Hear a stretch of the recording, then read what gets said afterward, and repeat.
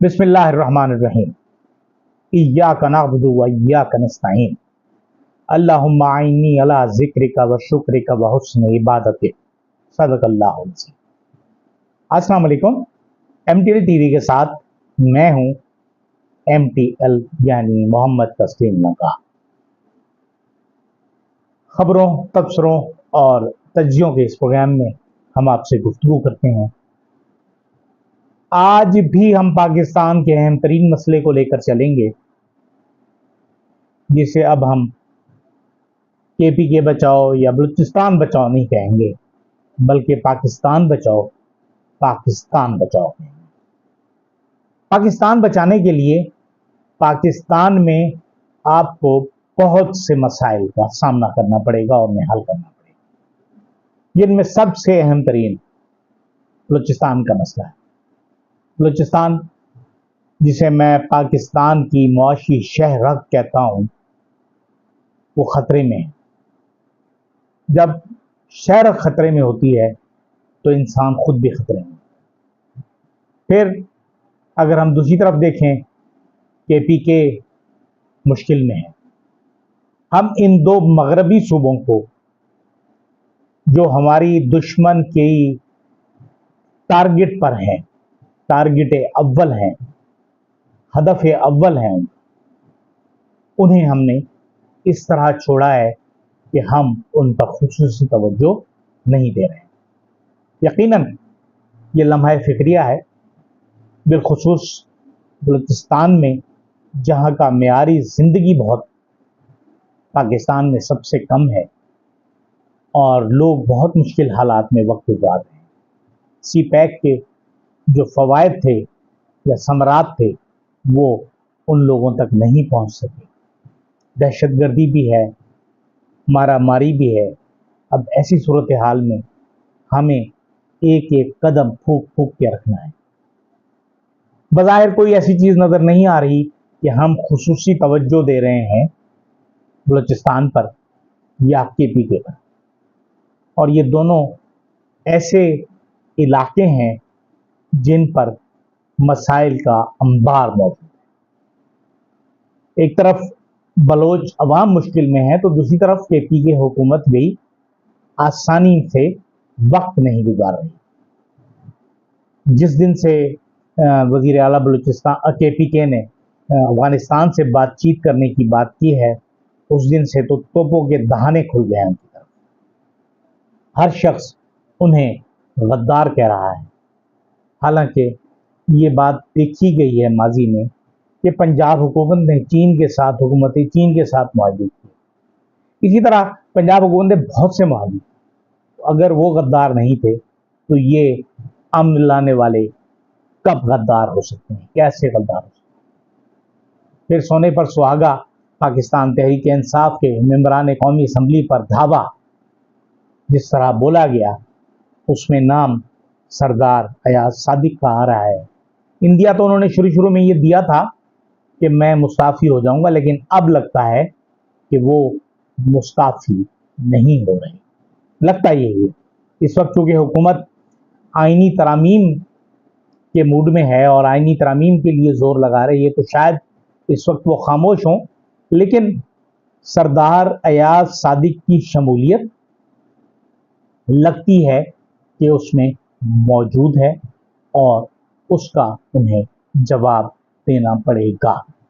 बहरहाल ये इतना छोटा मामला नहीं है कि उससे सरदार अयाज सादिक बच सकते हैं या हुकूमत बच सकती है। बच तो इनमें से कोई भी नहीं सकता, क्योंकि ये बहरहाल MNAs का मामला है और उनकी इज्जत का मामला है। अदलिया में जो आइनी तरामीम की बात हो रही है, उसमें जाहिर है अदलिया को नई जहद दी जा रही है। रिटायरमेंट की उम्र की हद बढ़ाई जा सकती है, बहुत सी चीज़ें हैं इसमें। नंबर गेम तो पूरी नहीं हो रही बज़ाहिर, लेकिन जिन हलकों की तरफ से ये तरामीम की जानी है, उनके लिए नंबर गेम्स मुकम्मल करना कभी मसला नहीं रहा। मसलन फैसलाबाद से असदुल्ला बलोच जो MNA हैं, وہ غائب ہیں. اس کے علاوہ 2-3 اور غائب ہیں.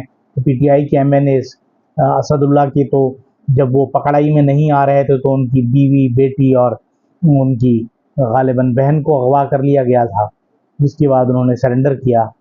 ان خواتین کو تو چھوڑ دیا گیا، لیکن اس کے بعد سے ایم این اے صاحب اسد اللہ بلوچ موجود نہیں ہے. وہ کہاں ہیں پتہ نہیں. تو ایسی صورتحال میں ہم کس طرف جا رہے ہیں یہ ہمیں سوچنا پڑے گا. حکومت جو ہے وہ انتہائی وہ قدم اٹھا رہی ہے جس کا اس ملک میں کبھی تصور نہیں کیا جا سکتا تھا.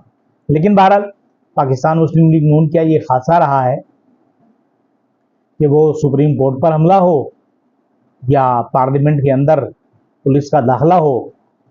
ویسے تو پنجاب اسمبلی میں پنجاب پولیس بھی داخل ہو چکی ہے، کوئی اتنا بڑا مسئلہ نہیں ان کے لیے. لیکن بہرحال چیزیں چل رہی ہیں اور اونٹ کس کروٹ بیٹھتا ہے اس کو ہم نے دیکھنا ہے. ہم اپنے کئی پروگراموں میں، شروع کے پروگراموں میں آپ کو علاقائی تنظیم کی بات کر چکا ہوں میں کئی مرتبہ، اور اس کے لیے خاکہ بھی پیش کیا. لیکن اگر ہم یہ دیکھیں کہ دنیا کے بدلتے ہوئے حالات میں ہمارا رول کیا ہوتا ہے، ہم تو اپنی مصیبت میں پھنسے ہوئے ہیں.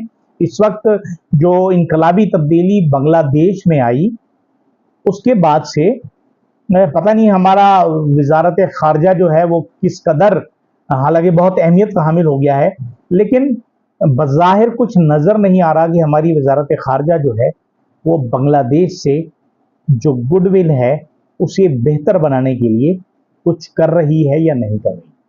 کیونکہ اس وقت جو بھارت مخالف حکومت تھی وہ چلی گئی، اور یقیناً پاکستان فرینڈلی گورنمنٹ اسے کہہ سکتے ہیں. اگر نہ بھی ہو تو چونکہ عوام پاکستان سے محبت کرتے ہیں، بنگلہ دیشی عوام پاکستان سے محبت کرتے ہیں، اور بنگلہ دیشی جو عوام ہیں وہ بھارت سے شدید نفرت کرتے ہیں کہ ان کے مسائل کی وجہ بھارت ہے. اور ایسی صورتحال میں بنگلہ دیش کی آزادی کے 50 برس بعد، یعنی 53 برس ہو گئے ہیں انہیں آزاد ہوئے، اور اس دفعہ 11 ستمبر کو ڈھاکہ میں قائد اعظم محمد علی جناح کی برسی باقاعدہ طور پر بنگلہ دیش میں منائی گئی، جس میں جو مقررین تھے ان کے خطاب کا جو اہم ترین نقطہ تھا وہ یہ تھا کہ اگر قائد اعظم نہ ہوتے، اگر پاکستان نہ بنتا تو بنگلہ دیش بھی کبھی نہ بنتا، بنگلہ دیش کبھی آزاد نہ. مقررین نے یہ بھی کہا کہ اگر پاکستان نہ بنتا تو ہم بھی آج بھارت کے غلام. یقیناً یہ وہ مرحلہ ہے جسے کیش کرنا ہماری ذمہ داری ہے. ہمارے ملک سے جو وزارت خارجہ ہے، جو ہمارے خارجہ کے ماہرین ہیں، انہیں سوچنا چاہیے کہ ایسی صورتحال کا فائدہ کیسے اٹھایا جا سکتا ہے. کیونکہ ایک وقت میں پاکستان افغانستان کنفیڈریشن کی بات ہو رہی تھی سردار داؤد کے دور میں، لیکن وہ ان کے قتل کے بعد وہ چیز رک گئی. بھٹو صاحب جو پاکستان کے حکمران تھے. لیکن اس وقت اگر ہمارے لوگ یہ سوچیں کہ بنگلہ دیش کے ساتھ تعلقات کو اتنا اچھا بنا دیا جائے، مثالی بنا دیا جائے، یہ دونوں ممالک ایک کنفیڈریشن کی طرح کام کر سکتے ہوں تو کر سکتے ہیں، کوئی مسئلہ نہیں ہے ان کے لیے. لیکن ہمیں تو اپنوں کو مارنے سے فرصت نہیں ہے، کیونکہ ہمارے ہاں تو حکومت جو ہے وہ پاکستانیوں کو فتح کر رہی ہے، پاکستانیوں کے جسموں کو فتح کر رہی ہے، دل و دماغ نہیں کر رہی، دل نہیں کر رہی، وہ جسموں کو فتح کر رہی ہے، وہ جسموں کو مار رہی ہے، انہیں مردہ بنا رہی ہے. انہیں کیا ضرورت ہے بنگلہ دیش جس سے جان چھوٹی تھی 50-53 سال پہلے، اسے پھر اپنے گلے میں ڈال دیں. حالانکہ بنگلہ دیش نے بہت سے معاملات میں ترقی کی ہم سے. جس وقت وہ آزاد ہوا 71 میں پاکستان سے، اس وقت اس کی پاکستان سے آبادی زیادہ تھی، اور اس وقت اس کی آبادی تقریباً پاکستان سے 8-9 کروڑ کم ہے. مطلب انہوں نے آبادی کو کنٹرول کیا، انہوں نے ثابت کیا کہ ترقی کے لیے پلاننگ کس طرح کی جاتی ہے. انہوں نے یہ ثابت کیا کہ اگر آپ کے یہاں کپاس کا ایک پودا بھی نہیں ہوتا تو بھی آپ دنیا میں گارمنٹس کے بہت بڑے ایکسپورٹر بن سکتے ہیں. اس کے لیے ول چاہیے، جذبہ چاہیے، دیانتداری چاہیے، خصوصاً حکمرانوں کی دیانتداری، جس سے ہم ابھی تک نابلد ہیں. اجازت دیجیے. اللہ حافظ.